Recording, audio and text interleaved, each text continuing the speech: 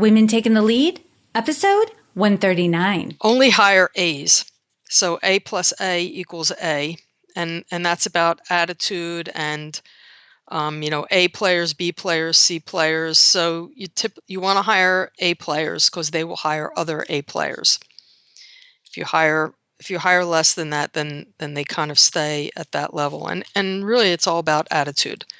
Hello, my name is Jody Flynn, and welcome to Women Taking the Lead, where we are all about creating blasts of inspiration to help you overcome self-doubt so you can lead with confidence, integrity, and a sense of humor. Head over to womentl.com/recognize to reserve your spot in our upcoming webinar on how to be recognized and rewarded for the work you do. Now, your future awaits, so let's get started. Hello, everyone, and thank you for joining us today. I'm here with Jehanian, who is the owner and president of KMJ Consulting Inc, an innovative transportation engineering consulting firm that focuses on improving mobility. Her firm is located outside of Philadelphia, Pennsylvania, and Karen has been an entrepreneur since she was 8 years old, and that is her true passion. She likes to best herself and continually improve while helping others to do the same. In her spare time, she volunteers, reads, plays golf, and takes long walks on the beach. And now that the summer is here in Maine, Karen, I am also enjoying that beach. But that's just a little intro for everyone. So tell us more about you and your own humble beginnings. Okay, well, hi, Jody. It's really nice to be on your show, and I'm looking forward to our exchange today. Well, I am the oldest of three siblings, and we grew up in a working class family. My dad was an electrical contractor, and my mom, until I entered college, took care of us and basically, managed the household, managed us, managed my dad, and to a certain extent managed his business as well. When I started college, my mom went back to work after close to 20 years, and as a legal secretary. And frankly, I think it took a lot of courage for her to do that after such a long time. And while she was working at this law firm, we also had the advent of computers. So she went from a manual typewriter to an electric typewriter at home, and then suddenly she has this whole computer thing that she had to learn. And I think looking back on it, the courage that she had to do that was an inspiration to me, and I think to my siblings as well, to see that that our mom, who took care of us, was able to go back to work. And growing up, I was surrounded by entrepreneurs. Obviously, my dad, my brother and I used to go to work with him in the summers, and that involved pushing him around on the scaffolding when he was at the top. And from time to time, when we had some friends who, were installing a swimming pool and that required lighting, we would help my dad pull the wires through the conduit. So from pretty early age, we had an idea of what it meant to have your own business. And actually, currently, all three of us, my brother and my sister and I, have our own businesses. And so I think that's kind of telling. I guess another inspiration or background, kind of background sounds that we grew up with were from our grandparents. They were all survivors of the Armenian genocide, and when they came to this country, they started from scratch. But while none of them had their own business, they each had a fantastic work ethic and very strong family values, because most of them had lost many of their family members, and that therefore had great meaning to them. And I think, Armenians coming to the United States, they basically did three things. They would build a church, open a school, and then start a business. So this is the environment in which I was raised. And then I guess around the seventh grade, I knew that I wanted to own my own business, and I went to junior achievement and participated in that and really learned a lot from that experience. And I somehow, landed in civil engineering, and I went to Drexel that has a co-op program, and went through several different jobs, and then I had an opportunity to start my own business, and with a partner, and so I seized that opportunity. And that's kind of how I got to where I am today. Wow. You've had a lot of inspiration in your life. And I'm very moved by your story and your grandparents. I really get a sense of the deep roots your family has put down here. And they've worked hard, to make a life for themselves and for their children, and to make sure that their children were inspired, to see the vision through too. That really comes through in everything you're sharing, Karen. It's so amazing. And, it's hard to imagine that anyone given that kind of support system and that upbringing would ever have a moment of doubt, right, about themselves or what they're doing, any shifts in confidence. But you and I both know that that's not true. That we're human beings, and it doesn't matter what kind of support system we have. We all have our moments of doubt where we don't really know our true value and what we're capable of. And I like to call those our playing small moments. So if you don't mind, take us back to a time when you were playing small. You may not have been aware of it at the time, but realized it in retrospect. Share with us that story and the lessons you've learned. Well, I think you're right about that, and about the part of when you have such a strong support system. I was grew up in a very patriarchal society that from time to time I had conflict with.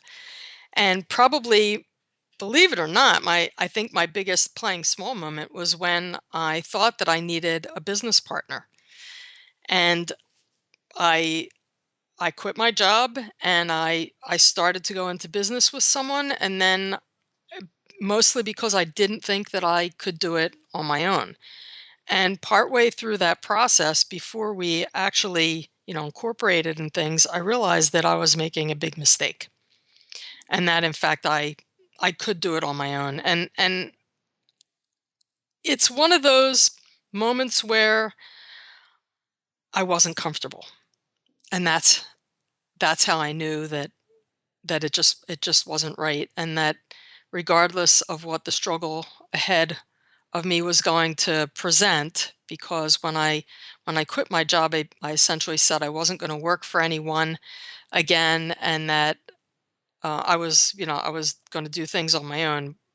But I did, ultimately um, think that I needed a partner, and then I realized that was a big mistake. So that I think that was my biggest playing small moment. Although I have to say I've had a number of them since that time as well. Yes, haven't we all? Because we all have that next level that we can get to, and we don't know if we're capable of it, right? We're still exploring that. So there's always room to grow. But Karen, I just want to say, that's amazing. And I want to say, like, congratulations and kudos, because you were uncomfortable. That's the way you described it, right? You were getting a sense that this was not the right decision, and you acted on it. And I know so many women who have that feeling like something's not right, this doesn't feel good, but they logic their way through it, right? And talk themselves out of making any changes because it doesn't make sense. We've already put all this energy and effort into it. What would I say to this business? So in this case, what would I say to this business partner? I could ruin the relationship, yada, yada, yada, yada, yada. All of that stuff starts going through our head when we start to feel uncomfortable and think about what it would take to take action on it. But you did. And my goodness, look at you now. You have your own business. You've had your own business for several years, and you've been successful. So you clearly made the right decision. I think so.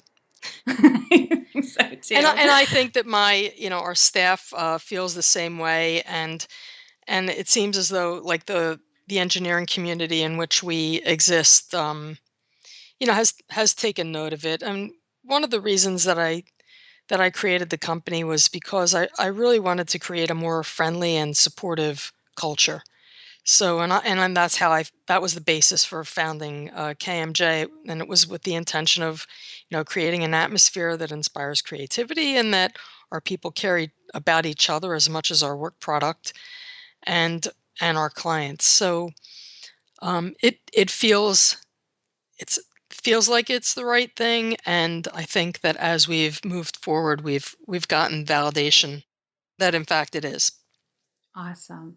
All right, Karen, now share with us a time in your journey when you had a wake up call. For some people, it's like a lightning bolt moment, and for others, it's more of a slow awakening that ends up, coming together in a moment of action. So take us back to that moment and share with us the steps you took that led to your success. So that's a really interesting question. And and you're right. Sometimes it's evolutionary, and there are, and sometimes you have to hear the same thing multiple times. And I think for Yes. me, unfortunately, as self-aware as I would like to think that I am, there are times that I just need to hear the same story repeatedly. And this one in particular was that I think, as for me as a woman, I many times go to that, typical fallback. Oh, this is happening because I'm a woman. And if I were a guy, I wouldn't have this issue. But what I discovered, and I discovered this because a group of my classmates, for some time we've been meeting on a monthly basis, and uh, we all went to Drexel. We have all essentially stayed in the Philadelphia area, and we've kind of grown up in the environment and in the same engineering community, and we all work together. So one day we were sitting around and having conversation. I started telling the guys about this problem that I was having with one of my employees, and one of the guys looked at me and said, "Oh, I have that situation on a daily basis." And I thought, "Really? I thought it was just me." And he said, "No, and this happens to me all the time." And I said, "Well, what do you do about it?" And he said, "I tell the person to get the hell out of my office and go and solve the problem on their own." And that, while it might seem like it's a minor occurrence, I finally, like, it woke me up and said, "Okay, you don't have to accept what everyone is tossing into your open mind, and sometimes it's garbage, but you can just say no, and you put up the stop sign, and it's not because I'm a woman, it's just because that's how the person is." Mhm. So that, once my colleague told me that story, that definitely was a life-changing occurrence for me. Yes. Oh my goodness, Karen, my brain is firing right now because, anyone who's in business, right? And any person who's a doer, an action taker, a problem solver can relate to the experience of people constantly coming to them with problems, right? Or with more work. Or can you do this? Can you volunteer? Can you take this on? And, we have to set limits because yes, we have I can honestly say, and I know this is probably true about you too as well, you have a really big bandwidth, but you also have priorities. And there are also things that really need your attention. And I had a client one time come to me with this issue where he was the business owner and people kept coming into his office with problems, and he would just take them on. And then at the end of the day, realize he hadn't gotten any of his own work done because he was doing everyone else's work. And so, through a conversation, he came up with this system that he was going to use, or more of a strategy where when someone comes to his office with a problem or comes to him with an issue, he's going to imagine that they have a monkey on their shoulder. And his job is to make sure when they leave his office, the monkey is still on their shoulder. Absolutely. I don't want it on mine. And also, I'm trying to build capacity within the individual.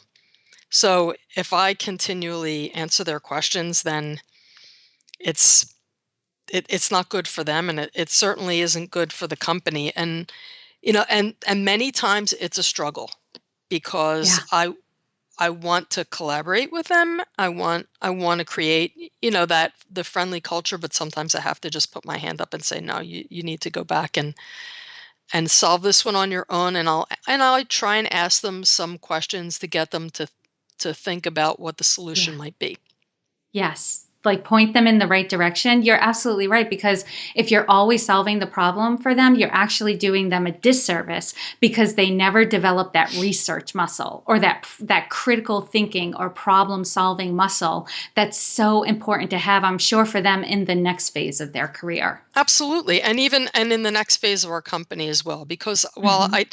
I kind of, I don't want to make myself, indispensable, but in order to have growth, each person has to build, a core capacity within themselves as well. Absolutely. And this conversation is a really good segue to the next question I want to ask you, which is about your leadership style. Because, we all have different personality styles, we have all different backgrounds and experience, and, we all have different strengths when it comes to leading. And that's okay. It actually takes a lot of different styles to make up a high functioning team as well. So it's great that we all have different leadership styles. So, Karen, how would you describe your leadership style? Well, I think it's collaborative. At least that's what I would like to think that it is.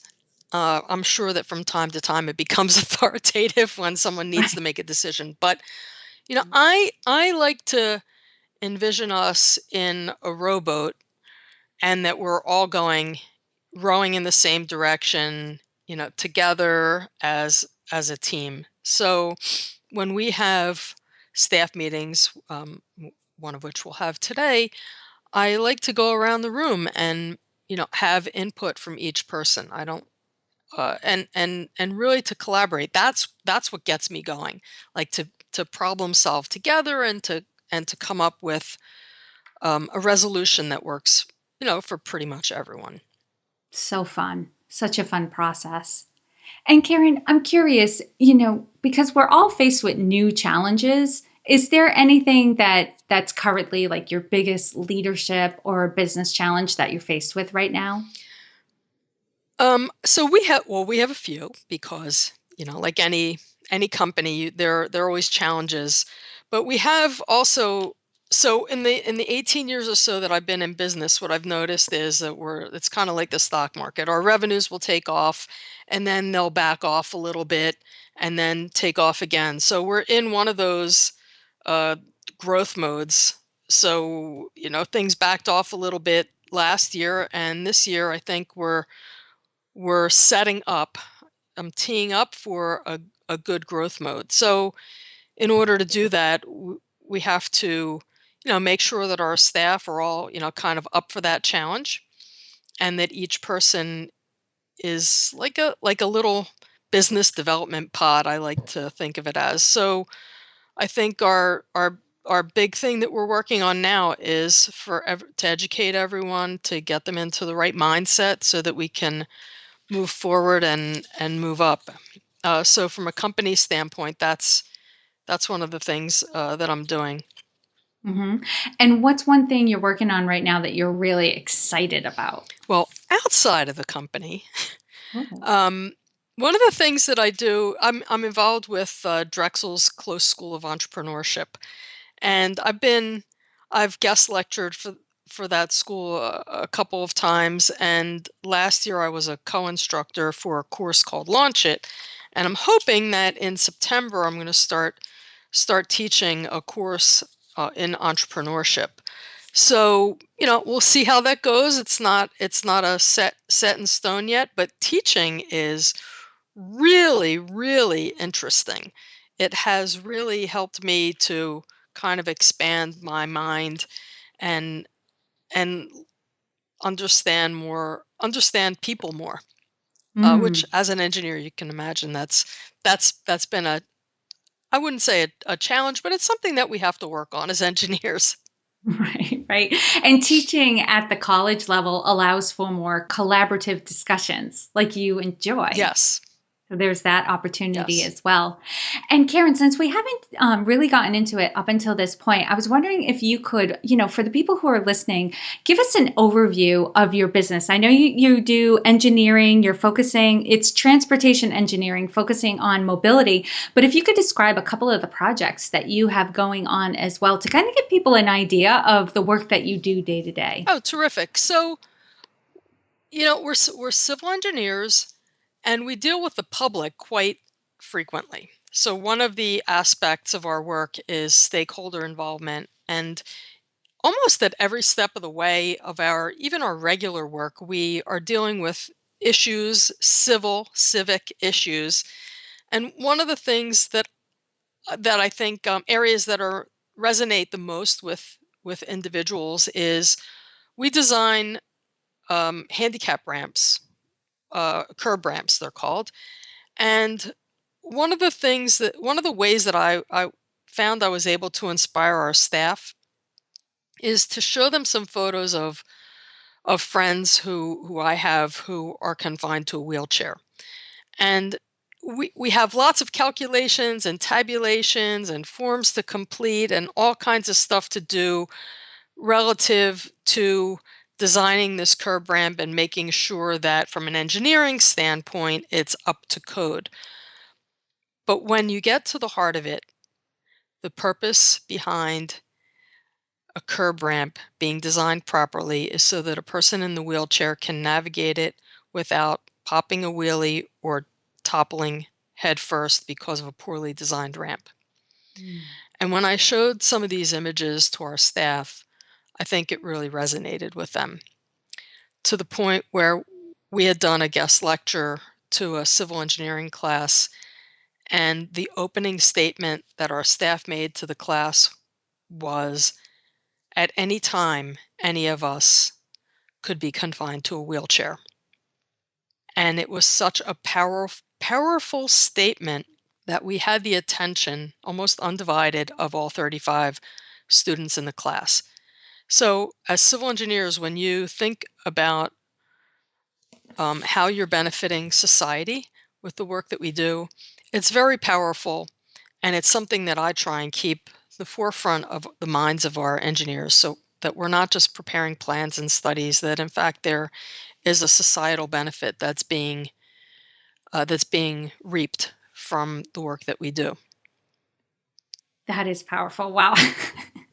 You had me speechless. That is a powerful statement when you think about, like, oh yeah, people, in wheelchairs navigating a curb, that's really tough. But when you bring it on such a personal level, like, that could be me. Mm-hmm. It's all about the why in pretty much everything that we do. And that's a question that I ask quite frequently. Why are we doing this? And if you realize why, then it's not just a routine task. It has a benefit to society. Absolutely. I'm listening to the book, The Storyteller's Secret, right now. And just yesterday, it got to the part of the book where they were talking about Southwest Airlines and how they created their culture. And they did it by telling stories, customer service stories of them helping people to live their lives. And they had real people, the stories of real customers of theirs who were able to get to a sick parent, be with their daughter when she was giving birth to her first child, like making sure medical supplies were getting to someone who needed them in time. Like when they made what they did real, right? Where people could connect to what's the bigger mission that we're here, who are we serving and what are we actually doing here? They have one of the strongest and most loyal employee base of any company in the U.S. And it's because of the stories that they tell. They connect what they do to the people that they serve. So amazing. It really makes a big difference. Oh, this just made my heart feel good. Like, this is a good day. So, all right, Karen. I'm glad I could help. You definitely did. I'm going to go back and listen to this again. But now we're going to go into our leadership roundup, right? Where we're going to ask you about some of the resources and practices that you take on. So to kick us off, what is one practice that you have that helps to make you a better leader? Well, I pray every day, at least twice, sometimes more, and meditate. It gets my day started off on the right foot. It keeps me calm.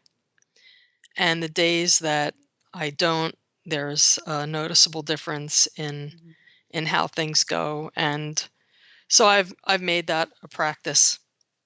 that I I find. love how you said at least twice because I've also made it a practice to meditate and reflect and pray in the morning, but I find I need that little recharge at some point in the middle of the day Yeah, too. and at the So, end of the day, we need to express gratitude and yeah. know what went right, and I find that then I have a very good night's sleep after that.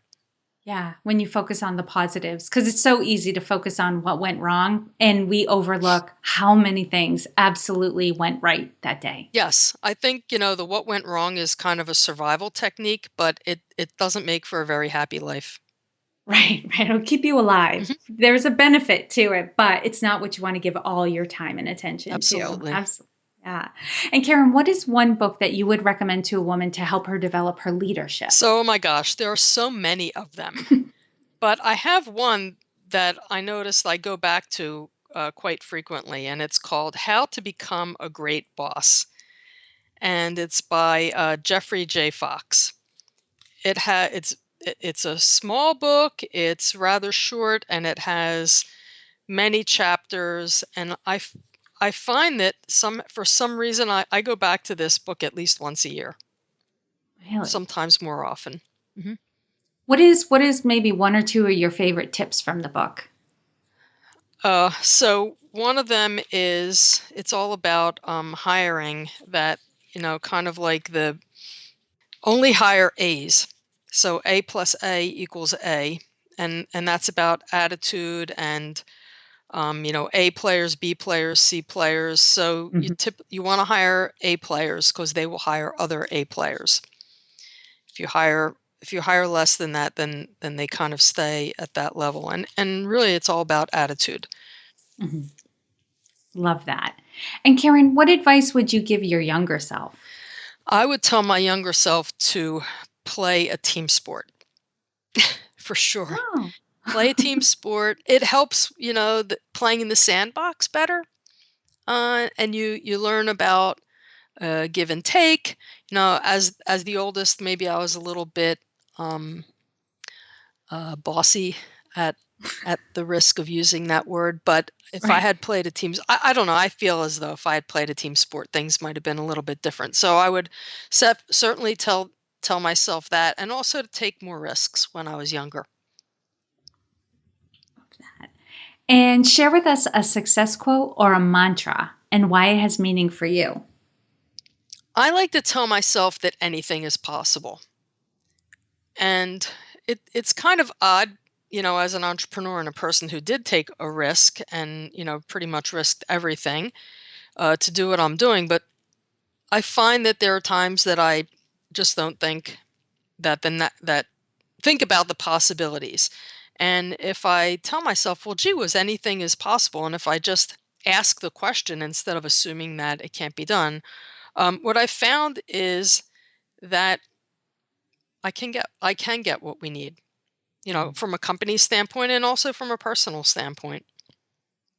I love that. Keeps the options open. Absolutely, and it's made a big difference, and I was surprised at how many times if I just when I just ask, people say yes. The book I'm reading before I go to sleep at night was recommended by Susan Morris bunch of episodes ago, but it was Women Don't Ask. And I found myself starting the book getting angry.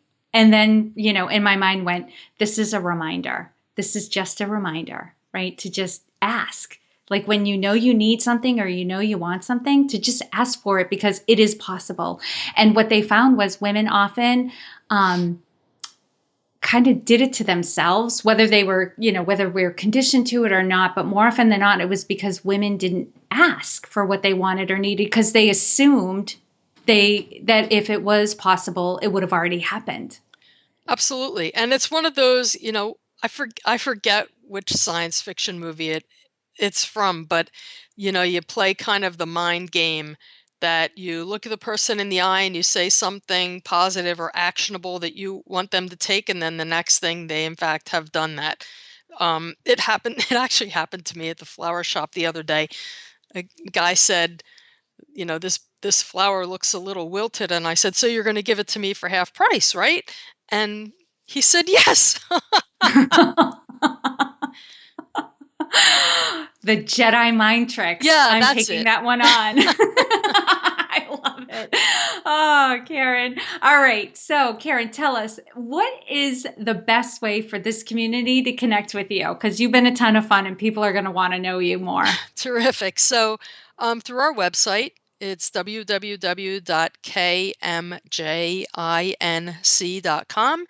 And on our homepage at the very bottom, I think, is a little profile of me, and my email address is there. Awesome. Thank you for that. And for those of you who are listening, you can find all the links and resources shared in this episode at womentakingthelead.com. And Karen has said it multiple times in this episode. She loves collaborating. So reach out to her, tell her she did a good job, and maybe ask for something.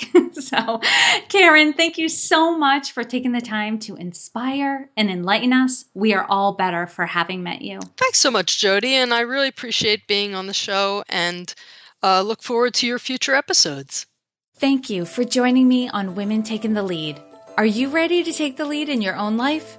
Head over to womentl.com/recognized to reserve your spot in my upcoming webinar on how to be recognized and rewarded for the work that you do. And to strengthen you on your leadership journey, I'd like to send you off with a quote from Marianne Williamson. Our deepest fear is not that we are inadequate. Our deepest fear is that we are powerful beyond measure.